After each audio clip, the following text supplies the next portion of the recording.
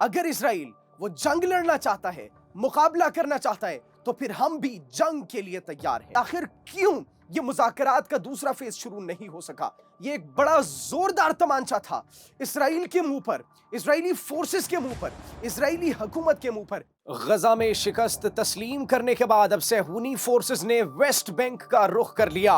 मगरिबी किनारा आखिर किसकी आमाजगाह बनेगा, फलस्तीनी अवाम की या फिर सेहूनी फोर्सेस की? फैसलाकुन जंग इस वक्त वहां पर जारी है। नेतन्याहू ने अपनी शिकस्त तस्लीम कर ली और आखिरी ऑप्शन के लिए व्हाइट हाउस के दरवाजे पर दस्तक दे दी है। अहम मुलाकात ट्रंप से, जिसमें बड़े फैसले मुतवक्के हैं। इसके साथ साथ हमास के तर्जुमान ने जंग ना रोकने की और फलस्तीनियों की आजादी तक, आखिरी सांस तक लड़ने का ऐलान कर दिया। बड़ी अपडेट सामने आई है। कतरी वजीर खारजा की जानिब से एक बड़ा बयान सामने आया है।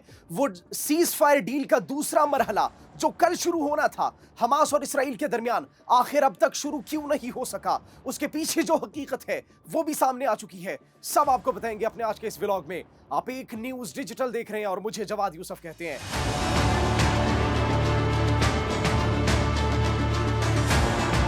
नाज़रीन, सबसे पहले अगर बात की जाए मगरिबी किनारे की, वेस्ट बैंक में कशीदगी इस वक्त बहुत बढ़ चुकी है। वहां पर मुसलसल हमले किए जा रहे हैं सेहूनी फोर्सेस की जानिब से और पिछले 24 घंटों के दौरान 23 से ज्यादा इमारतें तबाह कर दी गई हैं।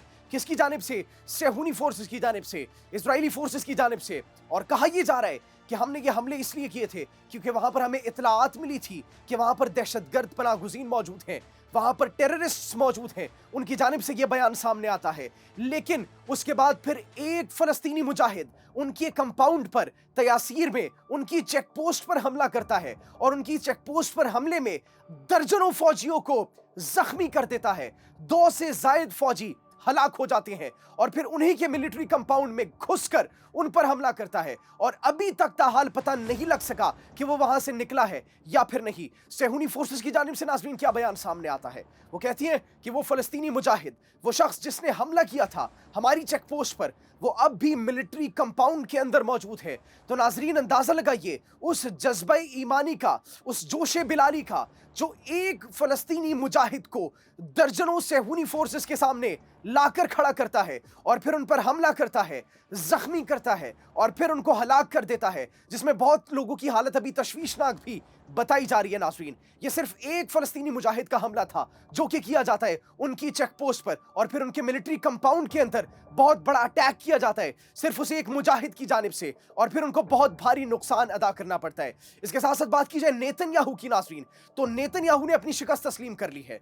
गजा में उसने अपनी शिकस्त तस्लीम करने के बाद अब अपने आखिरी ऑप्शन पर गौर करना शुरू कर दिया है और उस आखिरी ऑप्शन के लिए उसने व्हाइट हाउस के दरवाजे पर दस्तक दे दी है।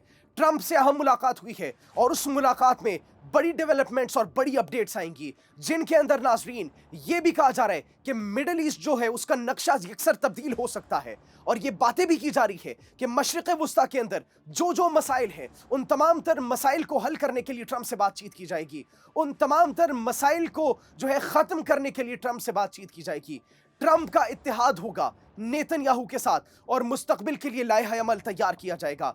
ये जो शिकस्त उन्होंने तस्लीम की है, ये गजा के अंदर जो फौजों का इनखिला हुआ है, इसका बदला लेने के लिए एक नई स्ट्रैटेजी बनाई जाएगी, एक नया प्लान बनाया जाएगा। और इसी के साथ नाज़रीन कतरी वजीर खारजा की जानिब से एक बयान सामने आता है मोहम्मद बिन अब्दुर्रहमान की जानिब से कि सीज फायर डील जो हुई है, जंग बंदी का मुज़ाकरा जो हुआ है, उसका दूसरा फेज पीर से शुरू होना था। लेकिन अब एक बहुत बड़ा सवाल नाज़रीन इस वक्त ये उठ रहा है कि पीर तो गुजर गया, मंगल भी गुजरने वाला है, आखिर अब तक वो दूसरे फेज पर बात क्यों नहीं हो सकी? आखिर वो दूसरा फेज क्यों नहीं शुरू हो सका? ये एक बहुत बड़ा सवाल है। इसके मुतालिक ये कहा जा रहा है कि क्या फिर सेहूनी फोर्सेस की, क्या सेहूनी हुकूमत की वो जो सोच है, वो जो उनका माइंड है, वो फिर चुका है? क्या वो कोई नई खतरनाक साजिश तैयार कर रहे हैं जिसकी वजह से नेतन्याहू ट्रंप से मुलाकात कर रहे हैं, जिसकी प्लानिंग नेतन्याहू ट्रंप के साथ मिलकर कर रहे हैं? क्योंकि अरब ममालिक ने और हमास ने उनके एक मंसूबे को तो नाकाम कर दिया। हमास ने अपनी फतह को जो है वो दिखाया पूरी दुनिया को, उसके साथ साथ जो फलस्तीनियों को उर्दन में और मिस्र में सेट करने की बातचीत की जा रही थी, अरब ममालिक ने क्लियर कट इनकार कर दिया और हमास ने उनकी वो साजिश भी बेनकाब कर दी अमेरिका के साथ, जो फलस्तीनियों को वहां से निकालने की कोशिश कर रहे थे ताकि वहां पर यहूदी सेटलर्स को, आबादकार को लाया जाए और उस सरजमीन पर कब्जा किया जाए। वो ग्रेटर इसराइल के ख्वाब को पाया तकमील तक पहुंचाया जाए। लेकिन इसके बाद अब यह भी कहा जा रहा है कि आखिर क्यों यह मुज़ाकरात का दूसरा फेज शुरू नहीं हो सका।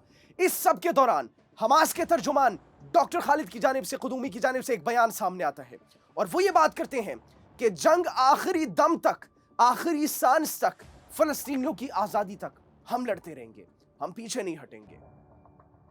अगर नेतन्याहू, अगर इजराइल वो जंग लड़ना चाहता है, मुकाबला करना चाहता है, तो फिर हम भी जंग के लिए तैयार हैं, हम भी मुकाबला करने के लिए तैयार हैं, हम भी जवाब देने के लिए तैयार हैं। दूसरी जानिब नाज़रीन, वेस्ट बैंक के अंदर कशीदगी हर रोज दिन ब दिन बढ़ती चली जा रही है। एक जानिब गजा के अंदर तो फतेहयाब हो चुकी है हमास, और देखा कि जिस तरीके से हमास ने वो हॉस्टेजेस को जो रिलीज किया था और हॉस्टेजेस की जानिब से विक्ट्री साइन बनाया जाता है, वहां पर हजारों की तादाद में हमास के सपोर्टर्स मौजूद होते हैं, फलस्तीनी आवाम मौजूद होती है।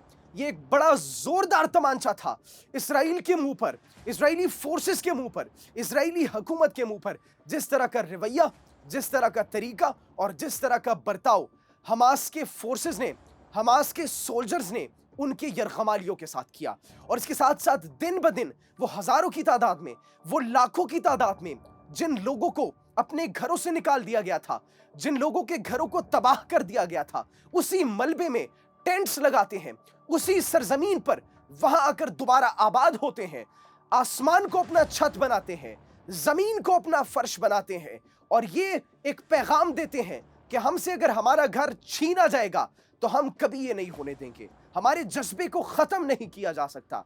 अब वही जज्बा वेस्ट बैंक में भी देखने को मिल रहा है।